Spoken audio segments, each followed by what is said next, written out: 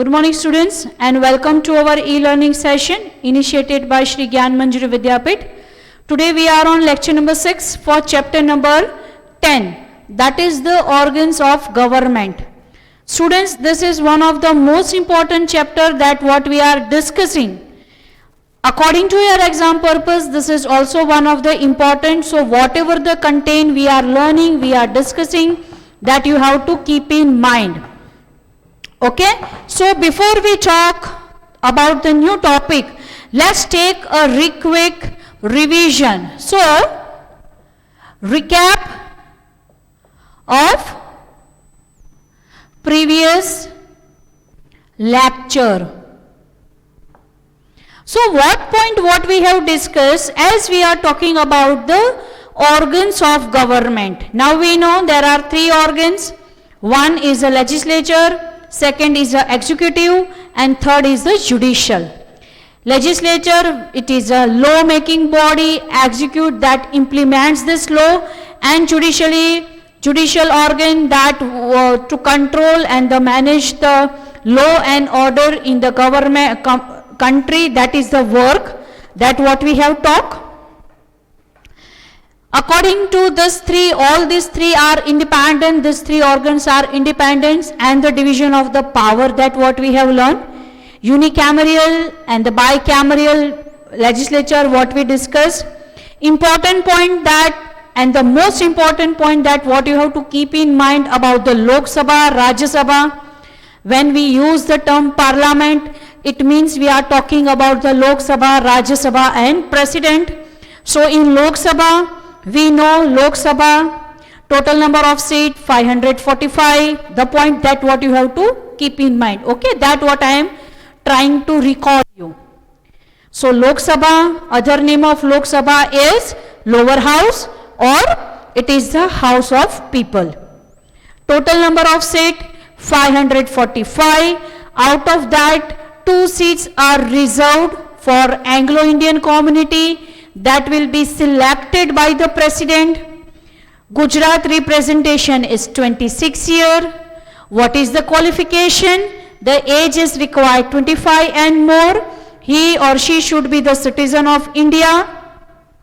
He should not be the unsound mind and कोई भी criminal case उस पे दर्ज नहीं हुआ हो. So these are the basic criteria to become the member of Lok Sabha.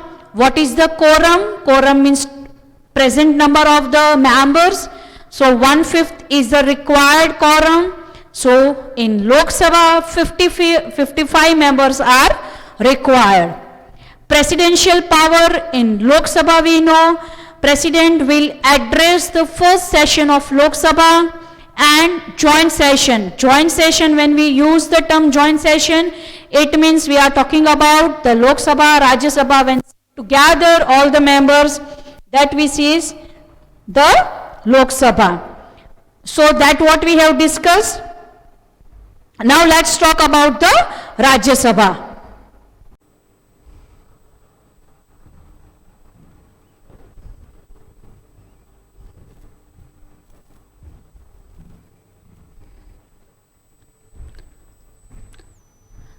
So in Rajya Sabha, we have to remember few points like a Lok Sabha, Rajya Sabha, it's called the upper house. In Rajya Sabha, total number of members 250. Out of 250, 12 will be selected by the president. This 12 will having the special knowledge of particular field. So they will be selected by the president. Indirect elections. Another point what you will keep in mind, that 12 member will be selected by the president. What are the criteria? What are the eligibility to become the member of Rajya Sabha? Is the age of 30 and more.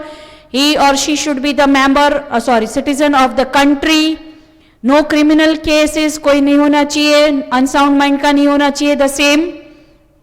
Quorum is also 1/10. So 250, so 25 is minimum, presence is required. Then we talk about speaker who will control manage the dignity of the Lok Sabha. Okay, he is having, or he or she is having the special power. Who will decide the bill is a money bill or ordinary bill? Speaker will decide. Okay, so speaker have to maintain the dignity of the Lok Sabha. Speaker can belongs to any political party, but it is expected when he or she become the leader or the speaker, he will work impartially.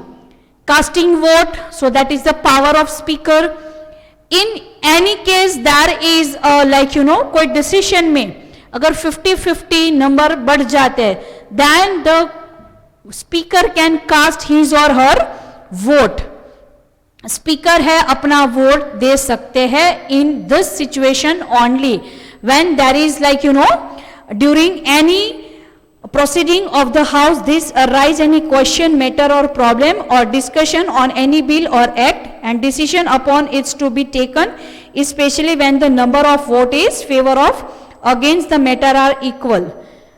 Do or don't दोनों में equal number के जब members की जब voting होती है, मतलब क्या करना है, 50-50 दोनों में है, at that time speaker have the vote to cast his vote और जो डिसीजन आएगा उसको माना जाता है.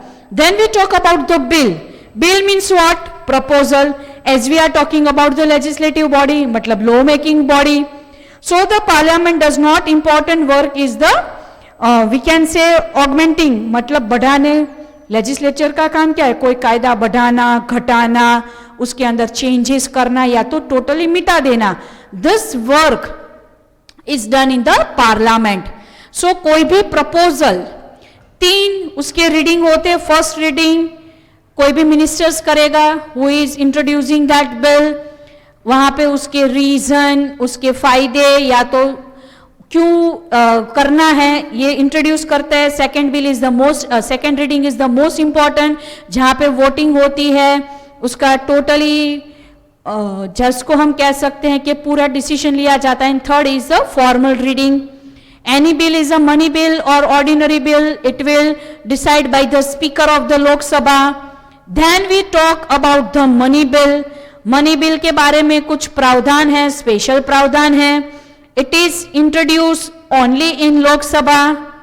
अब हमें पता है कि बिल एक्ट कैसे बनता है. 3 रीडिंग होते हैं, आइदर और हाउस में उसको प्रोड्यूस किया जाता है, प्रेजेंट किया जाता है.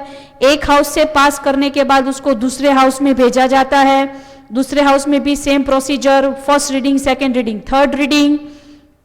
It will sign by the speaker or the chairman and then it will send to the president for the assent. So money bill लोक सभा में ही प्रस्तुत होता है. Then it will send to the Rajya Sabha. Rajya Sabha के लिमिटेड पावर है money bill में. 14 दिन में any recommendation, any suggestion they have to send it back. Now it is up to Lok Sabha that they have to take in consideration और not. उनके कोई भी suggestion, recommendation को मानना न मानना लोकसभा के हाथ की बात है. And Rajya Sabha will not send with in the 14 days, तो ये मान लिया जाता है कि it is a passed. So this point what we talk, that we talk about the legislative assembly and legislative council, मतलब Vidhan Sabha and Vidhan Parishad at the state level. Legislative unicameral मतलब legislative assembly और विधान परिषद दोनों हो गए तो उसको कहा जाएगा बाइकैमरियल. Then we talk about the president, presidential power. He is the first citizen of the country. All the orders, all the decision will be taken in the name of the president. What is the requirement? What is the qualification to become the president? So president candidate should be the citizen of India, should be the age of 35 years. He should not be salarized employee of the central or the state government. Any benefits नहीं मिलने चाहिए. So this point what we have talked. Powers also we have talked. Then we talk about the vice president. Vice president will work in behalf or in absence of the president. So in the absence of the president, the vice president will work. The vice presidential election is carried out by the member of both the houses and by post. He is the chairman of the Rajya Sabha. ये आपको याद रखना है. And the vice president is the chairman of Rajya Sabha by post. क्योंकि वो उपराष्ट्रपति है कोई व्यक्ति, ही और she is a vice president, so by post he is और she is the chairman of the Rajya Sabha, ये आपको याद रखना है। And then the president submit his resignation to vice president, अगर कभी राष्ट्रपति को रेजिग्नेशन देने की नौबत आती है तो ही हैव टू और she have to give his और her resignation to vice president. Then we talk about the prime minister. Prime minister executive head है, दो all the decision will be taken under the name of the president, but actual powers lie with the prime minister.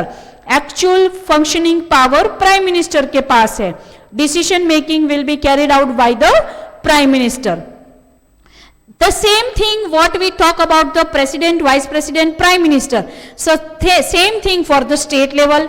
जो president का काम है वो state level पे governor का काम है, and that what we have talked. Now today we will going to talk about the chief minister. So chief minister and the council of minister. So the chief minister is appointed by the governor. जैसे राष्ट्रपति प्रधानमंत्री की appoint करते हैं उसी तरह से जो सेंट्रल लेवल पे काम होता है सेम सिस्टम सेम वे से स्टेट लेवल पे काम होता है। Okay, so the chief minister is appointed by the governor. The governor appoint the leader of the majority party as the chief minister. तो राज्य में जो पार्टी को मेजोरिटी मिली है उसी का चीफ मिनिस्टर मुख्यमंत्री बनेंगे, एंड ही और she will be appointed by the governor. If no single party gets the majority, the leader of the combination of party council the majority or the leader of the largest party having the support of the majority is appointed as the chief minister. If combination की government है तो उसमें जो वो लोग leader या तो they will select their leader and he or she will be become the chief minister. Then one other of the council of minister is also appointed by the governor and by the advice of the chief minister through the administration of the state is carried out in the name of the governor. In really the chief minister is having the power. अब chief minister की appoint होने के बाद कौन से department कौन से मंत्री को देना है that will decide by chief minister. Help of that chief minister governor will appoint accordingly. Name of government, government का पावर सेम है प्रेसिडेंट जैसा, जैसे प्रेसिडेंट सेंट्रल लेवल पे है स्टेट लेवल पे गवर्नमेंट के गवर्नर के पास पावर है, but actual powers lie with the chief minister. जैसे सेंट्रल पे प्राइम मिनिस्टर के पास एक्चुअल पावर है उसी तरह से राज्यों के अंदर मुख्यमंत्री के पास वही पावर है। So chief minister through the administration of the state is carried out in the name of the governor. नाम होता है गवर्नर का, उनके नाम से डिसीजन होते हैं, but actual powers lie with the chief minister. So in Gujarat, the office of the chief minister and the cabinet minister is situated in the new secretariat Swarnim Sankul, Gandhinagar. और हमारी विधानसभा कहाँ है? स्वर्णिम संकुल, Gandhinagar. Okay. Now that also we discuss the governor administration, the both the secretary of the chief minister and the council of minister orally, and thereafter they sign the same. शपथ कौन करवाएगा? विधानसभा के मेंबर्स की या तो मुख्यमंत्री और कैबिनेट मिनिस्टर की शपथ गवर्नर करवाते हैं। शपथ ग्रहण का कार्यक्रम स्वर्णिम गुजरात में संकुल में होता है। Then administrative system, that is the administrative executive. Now we have talked about the political executive and the administrative executive. पहले हमने जो बात की प्रेसिडेंट, प्राइम मिनिस्टर, मुख्यमंत्री या तो prime minister and the chief minister, governor, they were the part of the executive body. Okay, even they are the part of the executive bodies. So administration system at the administrative body या तो administrative executives कौन है? So the political executive frame the various policies in the different field. The detail and effective implementation of this policies is done by the administrative executives. अब जो legislature ने जो कायदे बनाए हैं उसको इम्प्लीमेंट करना, वो कायदों का अमल करवाना in with different techniques, with different policies that will be carried or that will be done by the executives. Okay, so administrative executive advise and guides the state executive in the matter of the policies. The provide required information and figure. However, the political executive is not bound to follow the advice of it. Now see, the provide the required information and figure. However, the political executive is not bound to follow the advice. अब हमने दो तरह के executive देखे. एक political executive है. Political executive मतलब कौन? राष्ट्रपति, मुख्यमंत्री, prime minister, cabinet minister. And administrative executive कौन है? ऑफिसर जो गवर्नमेंट ऑफिसों में काम करते हैं. आईएएस आईपीएस ऑफिसर है, सचिव है, अग्र सचिव है. That all are the administrative executive जो सही तरीके से काम करते हैं, which is having the direct contact with the people. अब एडमिनिस्ट्रेटिव एग्जीक्यूटिव जो सलाह सूचन देते हैं वो मानना न मानना, it is not compulsory to political executive. मतलब कोई एक आईएएस ऑफिसर या आईपीएस ऑफिसर कोई सजेशन देता है मुख्यमंत्री को. अब मुख्यमंत्री को वो बात माननी न माननी उसका डिसीजन है. एडमिनिस्ट्रेटिव एग्जीक्यूटिव मतलब जो ऑफिसर है, जो गवर्नमेंट ऑफिसर्स में जो एक एग्जाम पास करके एक क्वालिफिकेशन लेके आए हुए हैं, उनका जो सजेशन है, it is not compulsory that the executive political executive जो है, मतलब मुख्यमंत्री है, कैबिनेट मिनिस्टर है, यूनियन मिनिस्टर है, स्टेट मिनिस्टर है, उसको मानना न मानना ऑप्शनल होता है. So no matter how important on the welfare of the oriented are the policies law, if there are no effective implemented by the administrative executive, then the purpose is mad. अब obviously कायदा तो कुछ भी है, पर वो लोग किस तरह से उसको implement करवाते हैं. So executive body is having its own important.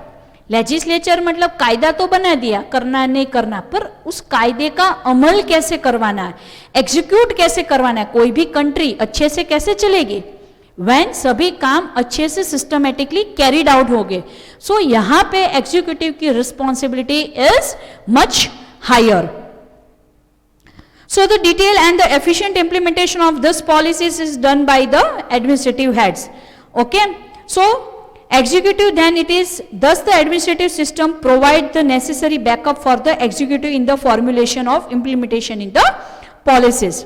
Experts and the professionally efficiency and the expertise public servant in the field of foreign relation, defense, security, professionally affections sorry, and the force and international trade and commerce, nuclear energy, then the production, distribution, banking, insurance, and the district level and its office, जिला सेवा सदन. अब देखो क्या होता है, executive में दो तरह के एग्जीक्यूटिव होते हैं. एक पॉलिटिकल एग्जीक्यूटिव मतलब मुख्यमंत्री, मंत्री, जो भी अलग अलग मंत्री होते, और एक एडमिनिस्ट्रेटिव एग्जीक्यूटिव होते हैं मतलब गवर्नमेंट ऑफिसर होते हैं. ठीक है, अब दोनों का काम क्या है, दोनों साथ मिलके क्या काम करते हैं, बेटरमेंट ऑफ द कंट्री. अब अलग अलग फील्ड जैसे डिफेंस है, न्यूक्लियर एनर्जी है, हेल्थ है, सैनिटाइजेशन का सैनिटरी डिपार्टमेंट है, वाटर वर्क डिपार्टमेंट है. So it required the skill as well as knowledge. In Bharat देश या तो कोई भी देश की बेटरमेंट डेवलपमेंट के लिए सभी सेक्टर में ध्यान देना जरूरी है. It required the skills. Okay, जैसे आपके क्लास 9th में आपको सभी सब्जेक्ट्स पढ़ाने जरूरी होते हैं. अब उस सब्जेक्ट्स को पढ़ाने के लिए एक्सपर्टीज के नॉलेज भी होते हैं, ओवरऑल एडमिनिस्ट्रेशन स्मूथली चले, तो दोनों तरीके से काम बराबर और अच्छी तरीके से होना चाहिए ताकि कंट्री का डेवलपमेंट हो. So what we can say in the banking, insurance, foreign exchange are the backbone of the government. कोई भी गवर्नमेंट के हर एक सेक्टर का अच्छा डेवलपमेंट हो, that is the utmost requirement. So collector is appointed as administrative head at the district level in his office at the जिला सेवा सदन. अब आप याद कीजिए क्लास 7th और 8th में हमने कलेक्टर, कमिश्नर के बारे में पढ़ा था. कलेक्टर जो होते हैं वो आईएएस ऑफिसर्स होते हैं, इंडियन एडमिनिस्ट्रेटिव सर्विस क्लियर करके आए होते हैं, एंड ही और she is the king of district. State मतलब क्या, अलग अलग जिलों से बना हुआ एक यूनिट होता है. जैसे गुजरात में 33 डिस्ट्रिक्ट्स है, तो हर एक डिस्ट्रिक्ट के एक कलेक्टर होते हैं, कलेक्टर के पास पावर क्या है, एक राजा के तरीके का पावर है, डिस्ट्रिक्ट लेवल पे वो हेड माने जाते हैं। सो डिस्ट्रिक्ट के अंदर जो भी अच्छा काम होता है, जो भी करना होता है, that decision will be carried out by the collector. और उनके ऑफिस को क्या कहा जाता है, जिला सेवा सदन। Their expertise, knowledge, administrative insight from the broad experience, prediction, administrative efficiency help them to carry out the administrative effectively. अब ये जो स्टूडेंट्स, ये IAS IPS ऑफिसर होते हैं, Indian administrative service, Indian political service, वो स्पेशल एग्जाम्स होते हैं, बहुत पढ़ना लिखना पड़ता है। And this exam is consider to be the one of the toughest exam of the world. दुनिया की सबसे कठिन परीक्षाओं में से यूपीएससी की एग्जाम मानी जाती है। तो जो IAS IPS ऑफिसर होते हैं ना, कलेक्टर, कमिश्नर, बहुत पढ़े लिखे होते हैं और वो यूपीएससी की एग्जाम क्लियर करके आते हैं। So they are having a vast knowledge, great expertise in the different areas. Okay, so पूरा एडमिनिस्ट्रेशन, उनकी ट्रेनिंग होती है। कोई IAS IPS ऐसे नहीं बन जाता, बहुत मेहनत लगती है। तो they are having the wonderful knowledge of the administration. So it is having, like, great knowledge. So the state executive act as the brain behind the welfare of the people. और ये जो state executives होते हैं, political executive होते हैं, that are the brain. काम, मेहनत के साथ काम करना, implementation. So political executives and the administrative executive दोनों मिलके betterment of the state, betterment of the country के लिए वो लोग काम करते हैं. So what we can say? Their expertise, knowledge, administrative insight, broad experience, prediction, administrative efficiency helps them to carry out the administration effectively. From the organ of the government, the state executive act as the brain behind of the welfare of the people, whereas the administrative executive is like the limbs. Political executives जो होते हैं ना, वो उनका दिमाग, राजकीय नेता जैसे मुख्यमंत्री, सब कैबिनेट मिनिस्टर अपना दिमाग लगाते हैं, पर ये जो एग्जीक्यूटिव मेंबर होते हैं ना, वो उनका लिम्ब होते हैं, शरीर होते हैं। दिमाग तो चला दिया, पर आपका शरीर ना चले तो, सो दोनों ही इंपॉर्टेंट है। So the power and the influence of the government is becoming the more central in the bureaucracy. Nepotism, corruption, dishonesty, insufficiency, misconduct, escapism are the evil of the bureaucracy. अब अमलदारशाही जो है, ये जो एग्जीक्यूटिव है, अगर वो काम चोरी करे, करप्शन करे, अपना काम ढंग से ना करे, कोई डिसऑनेस्टी दिखाए, तो काम अच्छा चल सकता नहीं. सो it is expected from this executive that they should be the honest. उनकी वर्क एफिशिएंसी उनको दिखानी चाहिए. Now to stop the corruption in Gujarat state government has started an entire separate department of the name of Anti-Corruption Bureau. Its a toll free number is 180023344444. So people can contact the number to fill their complaints. अब anti corruption bureau एक पूरा department है. अगर कोई सरकारी कर्मचारी कहीं पर भी रिश्वत ले रहा है, करप्शन कर रहा है, लांच ले रहा है, तो उसके विरोध में हम कंप्लेन कर सकते. एक पूरा डिपार्टमेंट एंटी करप्शन ब्यूरो एक पूरा डिपार्टमेंट गवर्नमेंट का बनाया हुआ है. So the political stability and expected from the administrative system as there is a government comprising of the different political parties, the administrative system helps to excel the development of the government by implementing various development schemes and program. तो government legislature ने जो भी कायदे बनाए उसको बढ़िया से बढ़िया तरीके से to betterment for the welfare of the country executive bodies काम करते हैं. Now the governors at the local level. पहले हमने क्या बात की, सेंट्रल लेवल पे. सेंट्रल लेवल पे कैसे काम होता है, पार्लियामेंट, लेजिस्लेचर. पार्लियामेंट मतलब लोकसभा, राज्यसभा, राष्ट्रपति. एग्जीक्यूटिव में कौन आएंगे, president, vice president, prime minister and cabinet minister. Then we talk about the state level. राज्य सरकार की बात की. राज्य सरकार में लेजिस्लेचर क्या है, विधानसभा और विधान परिषद. यूनिकैमरियल या तो बाइकैमरियल. उसमें कौन और आएगा, विधानसभा, विधान परिषद. एग्जीक्यूटिव बॉडी में कौन आएंगे, governor, chief minister, ministers. Then we talk about the executive. So executive में कौन आएगा, chief minister, governor, cabinet minister, executives and the administrative executive, political executives and the political executives and the administrative executive. Now local level, शहरों के अंदर, districts के अंदर किस तरह से काम होता है, so how it is governed, so governance at the local level. So it is extremely difficult to carry out the governance of the entire nation from the single place at the, अब कोई भी देश, जैसे भारत हमारा बहुत बड़ा देश है, अब छोटे छोटे जिले, छोटे छोटे गांवों से बना हमारा देश है, तो एक ही जगह से गवर्न करना it is next to impossible. इसलिए 3 लेयर, अगर आपको याद है तो हमने इस तरह से पढ़ा हुआ है, एक पिरामिड से 3 लेयर. यहाँ पे लोकल सेल्फ गवर्नमेंट हमने पढ़ा था, ये स्टेट लेवल गवर्नमेंट पढ़ा था और ये सेंट्रल गवर्नमेंट हमने पढ़ा था. 3 layer administration we have already learn. So in this 3 area हमने पढ़ चुके हैं. तो local self government, state government होती है एंड सेंट्रल गवर्नमेंट होती है.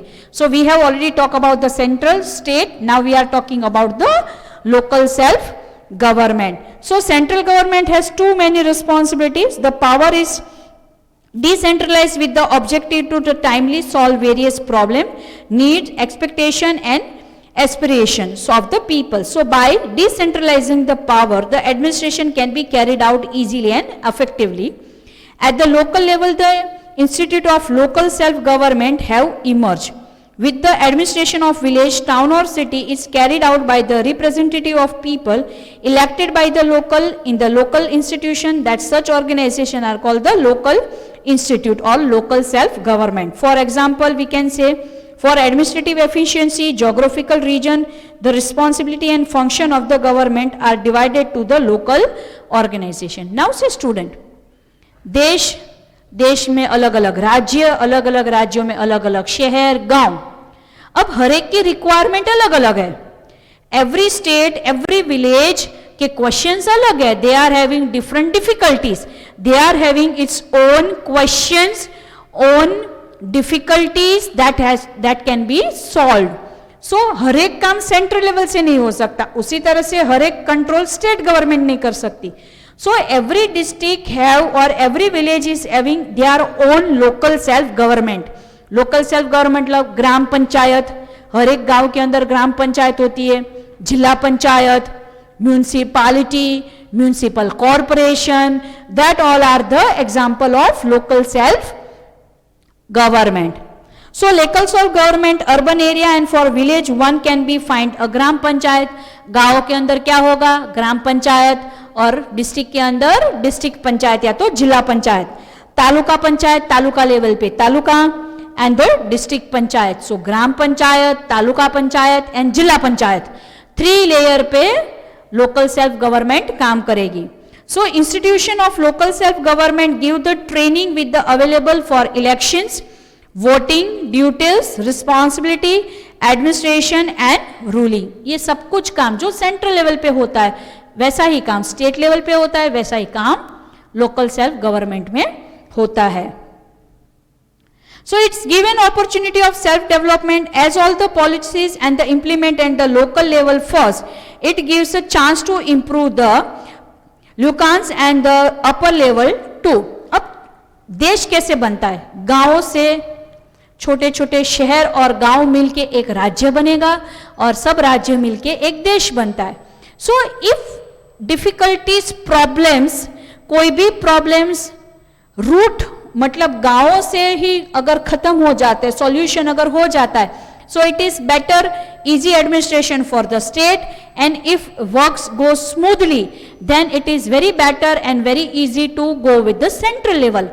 तो यहाँ पे लोकल सेल्फ गवर्नमेंट का काम क्या है कि गांव और छोटे शहरों का ही अगर अच्छे से एडमिनिस्ट्रेशन हो जाए तो राज्य अच्छा बनेगा, सभी राज्य अच्छे बने तो हमारा देश भी प्रगति करेगा.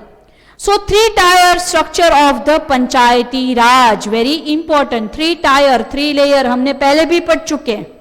Okay, so institution of local self government at the rural level. Institutions, what we are talking, institution of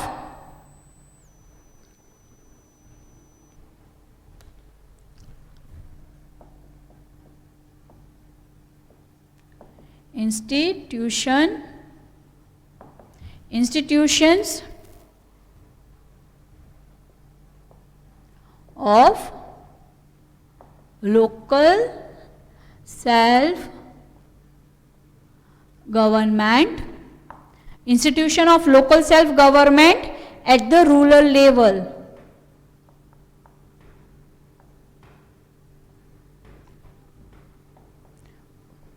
rural मतलब क्या? गांव। अब किस तरह से गांव के अंदर काम होता है? So gram panchayat, taluka panchayat and the district panchayat is an administrative structure. We know गांव के अंदर ग्राम पंचायत होगी, तालुका लेवल पे तालुका पंचायत और डिस्ट्रिक्ट पे डिस्ट्रिक्ट पंचायत होगी। So each organization is mutually joint from top to bottom. सबसे नीचे ग्राम, ग्राम के ऊपर तालुका, तालुका पंचायत के ऊपर जिला panchayat, and they link together. All the level of the Panchayat Raj in order that the local development tasks, schemes, welfare-oriented program are carried out the efficiency this organization and provide with the required fund and the mean. Ultimately उनको काम क्या करना है? गांव, ग्राम पंचायत का गांव का अच्छा करना है, तालुका, तालुका को आगे बढ़ाना है, और district. So link together funds दिए जाते हैं डिफरेंट स्कीम्स के द्वारा। There is a chief of the district panchayat and various chairman of the various committee. अलग अलग कमिटीज होती है, उसके चेयरमैन होते हैं, एंड अल्टीमेटली डिस्ट्रिक्ट लेवल पे कलेक्टर होते हैं। So the district panchayat where is the administrative head of the district development officer, जिसको कहा जाता है DDO। डिस्ट्रिक्ट लेवल पे कौन होते हैं? DDO, district development officer. कोई भी डिस्ट्रिक्ट का डेवलपमेंट करने के लिए क्या होते हैं? District development officer, government officers होते हैं। सो of the district panchayat is situated at the district head quarter. District का हेड क्वार्टर होता है, जैसे भावनगर है वो जिला है और भावनगर शहर उसका हेड है। So similarly the leader of the elected wing of the taluka panchayat is called the president and the head of the administrative wing is called the taluka development officer. अब देखो तालुका में क्या होता है? Similarly the leader of the elected wing, वहां पर भी कौन गवर्न करेगा? उसकी इलेक्शन होती है, उसमें जो जीतता है वो क्या कहलाएगा? Chairman, sorry president is called the president and head of the administrative wing, उसको कहा जाता है तालुका डेवलपमेंट ऑफिसर, तालुका विकास अधिकारी। ये जिला विकास अधिकारी, डिस्ट्रिक्ट मतलब जिला, डेवलपमेंट मतलब विकास अधिकारी, ऑफिसर, तालुका विकास अधिकारी TDO। तालुका लेवल पे कौन होता है? TDO। डिस्ट्रिक्ट पे कौन होता है? DDO। ये गवर्नमेंट ऑफिसर्स है। और चेयरमैन की जिसको हमने बात की वो इलेक्शन थ्रू इलेक्ट होते हैं। सो political executive and administrative executive, ये कौन है? एडमिनिस्ट्रेटिव एग्जीक्यूटिव, ये गवर्नमेंट ऑफिसर्स होते हैं, DDO, TDO, ये सब। So similarly by the leader of the elected wing of the taluka panchayat is called the president and the head of the administrative wing is called the taluka development officer or TDO. At the lower level sarpanch is the representative elected by the people। और गांवों के अंदर क्या होते हैं? ग्राम पंचायत, ग्राम पंचायत के अधिकारी जो सिलेक्शन के द्वारा आता है, इलेक्शन के द्वारा, उसको क्या कहा जाता है? सरपंच या तो मुखिया। सो sarpanch, the administrative head at the talati cum minister can be the handle the administrative of the panchayat. और गांव के अंदर, छोटे गांव के अंदर जो इलेक्शन के द्वारा जो रिप्रेजेंटेटिव होता है उसको क्या कहा जाता है? सरपंच। और गवर्नमेंट का जो व्यक्ति होता है उसको क्या कहा जाता है? तलाटी कम मंत्री। क्या कहा जाता है? तलाटी कम मंत्री। उसी तरह से तालुका लेवल पे एग्जीक्यूटिव, एडमिनिस्ट्रेटिव एग्जीक्यूटिव कौन होता है? TDO। और इलेक्शन के द्वारा जो आता है वो कौन होता है? प्रेसिडेंट। डिस्ट्रिक्ट लेवल पे कौन होगा? DDO। Okay, so Indian constitution, now see wonderful chart is given, flow chart is given, please have a look in your material and in if you have your material और textbook you can see second organ of government executive of two type। okay, so Indian constitution में executive of the two type, central, state and institution of local self government। ठीक है, तीनों level पे, local self government, state level and the central level पे executive हो गए। so एक हो गए गवर्नर, मतलब पॉलिटिकल एग्जीक्यूटिव हो गए और एडमिनिस्ट्रेटिव एग्जीक्यूटिव हो गए। सो गवर्नर के नीचे चीफ मिनिस्टर आएगा।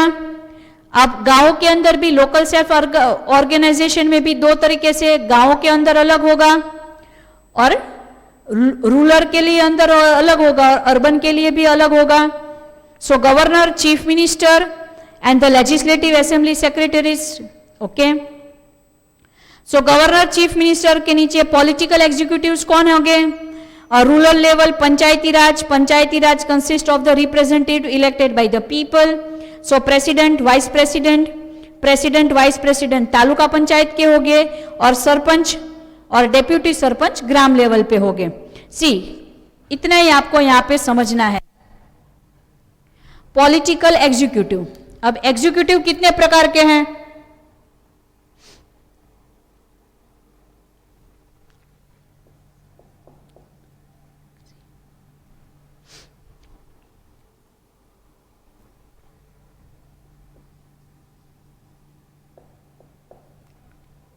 एग्जीक्यूटिव एक है पॉलिटिकल और दूसरे हैं administrative. Okay,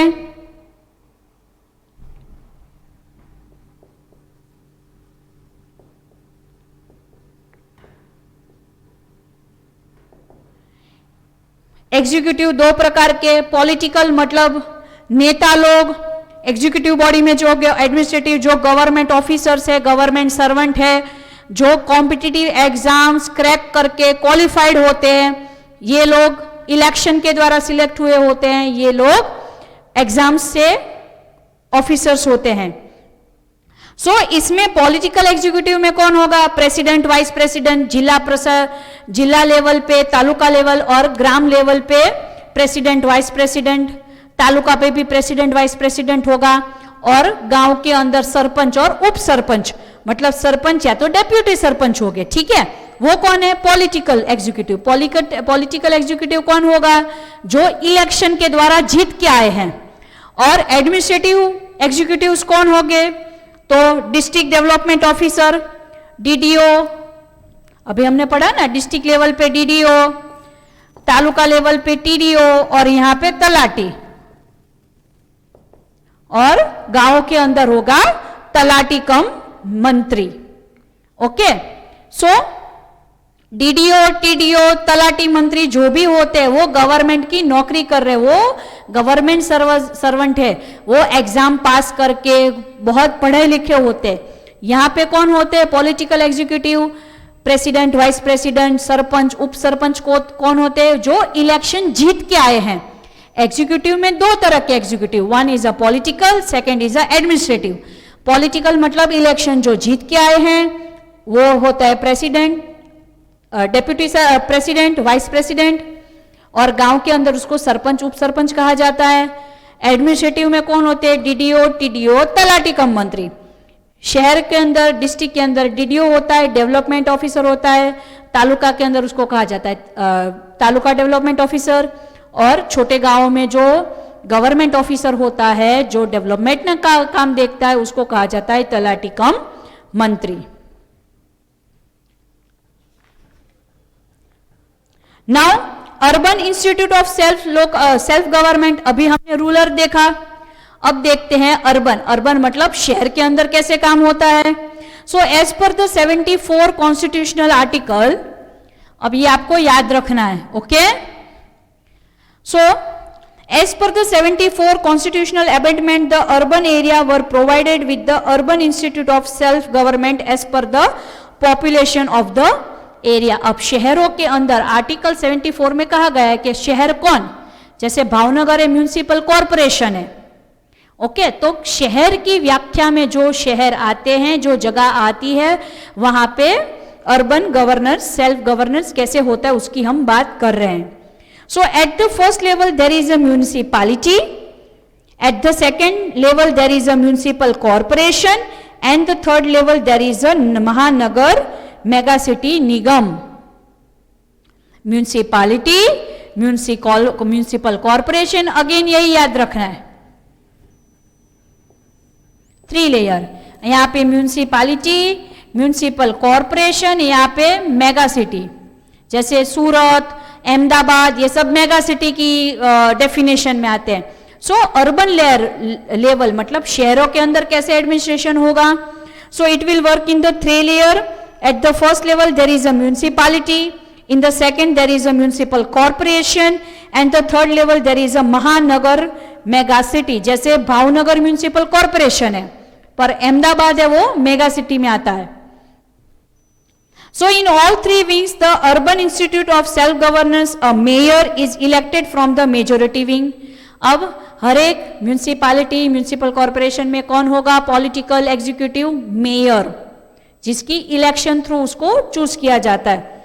so it's a mayor.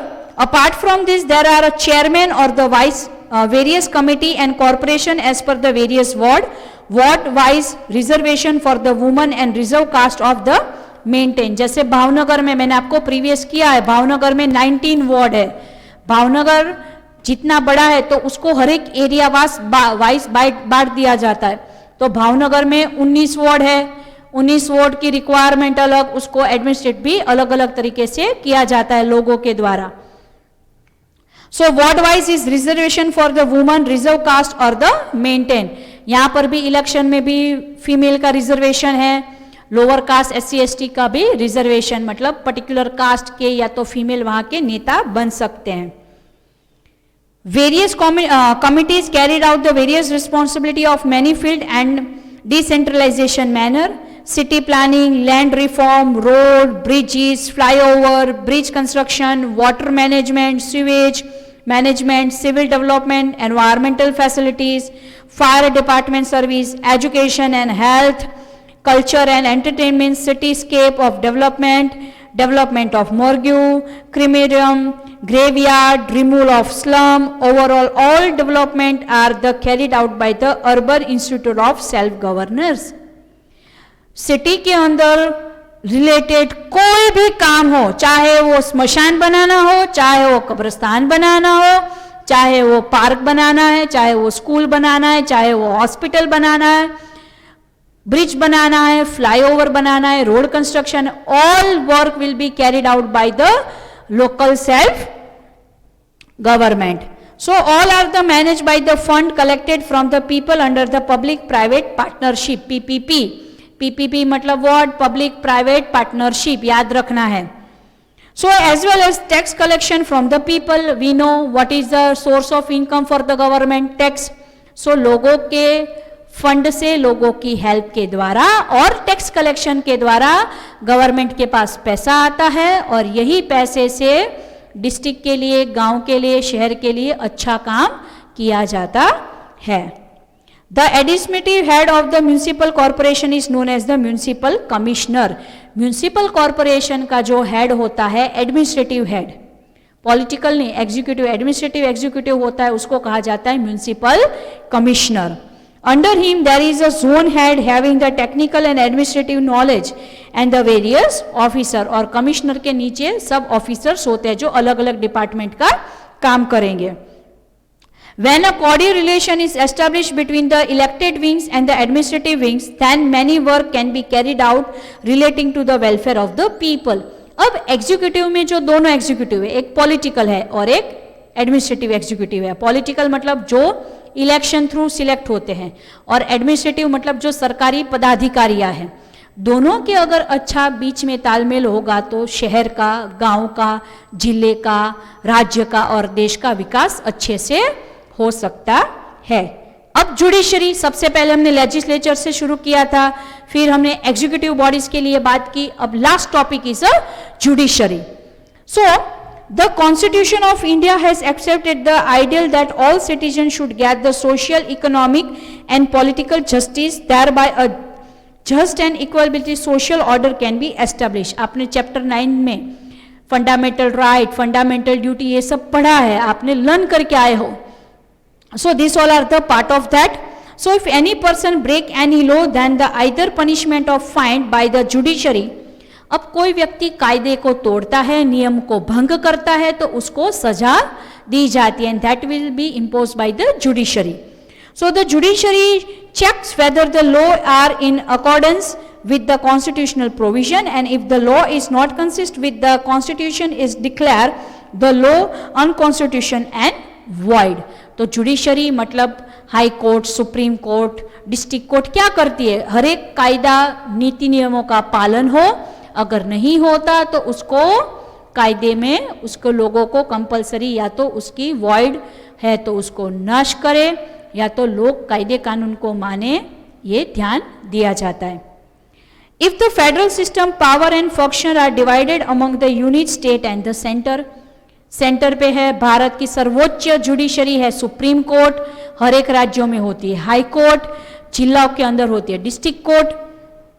So it is the function of the judicial system to see that both the central and the state government carry out their own work without interfering without each other work. तीनों level पे स्वतंत्र तरीके से काम हो, ये देखा जाता है. When any dispute arise between the central and the unit state, then they are solved by the Supreme Court. अब कोई भी dispute होता है तो ultimately power lie with the Supreme Court. The Indian judiciary is continuous and the linear. Continuous भी है and the linear भी है. मतलब डिस्ट्रिक्ट कोर्ट से ऊपर हाई कोर्ट से ऊपर सुप्रीम कोर्ट, एक linear है. At the top, the central level, there is a Supreme Court. At the middle, at the state level, there is a High Court. And at the bottom level, there are a trial courts, civil court, criminal court, and the various subordinate court. District court होती है, trial court होती है, special court होती है, उसके ऊपर जिला district court होती है, डिस्ट्रिक्ट के कोर्ट के ऊपर हाई कोर्ट होती है, हर एक राज्य में हाई कोर्ट होती है, और हर एक हाई कोर्ट के ऊपर सर्वोच्च संस्था जो होती है वो कहा जाता है judiciary. Students, I think 3 organ, legislature, executive and judiciary, government के ये 3 ऑर्गन है. एक भी ऑर्गन पावरफुल, उनके पास सभी के पास पावर है, सभी के पास अपना अपना काम है, सबका अलग कार्य क्षेत्र, सबके पास अलग, बट कोई सुप्रीम नहीं. Legislature can be checked by the judiciary and the executive will be checked by the legislature and the judiciary, और जुडिशरी अभी जो हमने बात की तो उसको भी चेक किया जाता है. So student, one of the important chapter, life time आपको ये यूज में आएगा. Okay, so all the concept content whatever we have discuss, it's clear now. Okay, so let's write students homework. Please 10 बार इस lesson को read करना, अगर नहीं समझ में आए तो. Your conceptual understanding is the most important for me. Let's write the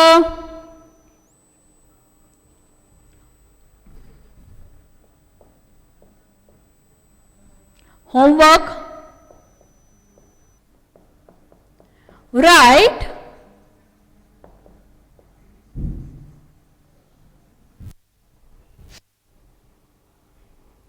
usefulness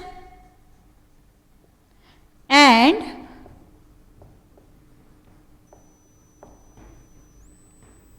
limitation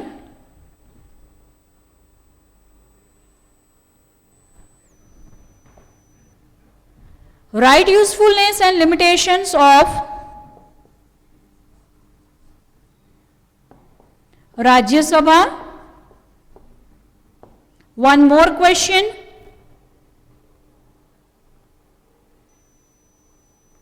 Lok Sabha is Lok Sabha is the key public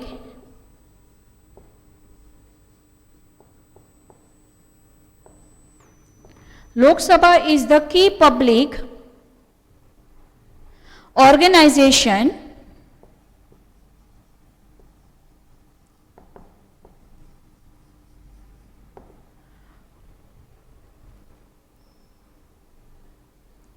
of the nation.